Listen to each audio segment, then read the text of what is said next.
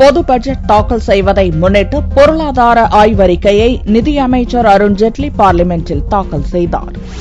நிதியமைச்சர் அருண் ஜேட்லி சனிக்கிழமையன்று லோக்சபாவில் 2015-2016 ஆண்டுக்கான பொது பட்ஜெட்டை தாக்கல் செய்கிறார். இதை முன்னிட்டு வெள்ளியன்று 2014-15 நிதியாண்டுக்கான பொருளாதார ஆய்வறிக்கையை ஜேட்லி தாக்கல் செய்தார். 2014-15 நிதியாண்டில் உணவு தானிய உற்பத்தி 257 மில்லியன் டன்களாக இருக்கும் என்றும் கடந்த 5 ஆண்டு சராசரியை காட்டிலும் உணவு தானிய உற்பத்தி 8.5% அதிகரிக்கும் எனவும் ஜேட்லி தெரிவித்தார். 2014-15 நிதியாண்டில் நாட்டின் வளர்ச்சி விகிதம் 7.4% இருந்தது என்று ஆய்வறிக்கையில் குறிப்பிட்டுள்ள ஜேட்லி வரும் ஆண்டுகளில் வளர்ச்சி விகிதம் 8.1 முதல் 8.5% வரை இருக்கும் என்றும் நம்பிக்கை தெரிவித்தார். அரசு எடுத்த பல்வேறு நடவடிக்கைகள் மற்றும் சர்வதேச சந்தையில் கச்சா எண்ணெய் விலை சரிவு ஆகிய காரணங்களால் விலைவாசி விகிதம் வீழ்ச்சி கண்டுள்ளதாகவும் 2014-15 நிதியாண்டின் நிதி பற்றாக்குறை 4.1% இருக்கும் என்றும் கூறினார். நாட்டின் நிதி நிலையை பலப்படுத்துவதற்கும் வருவாயை அதிகரிப்பதற்கும் தேசிய ஜனநாயக கூட்டணி அரசு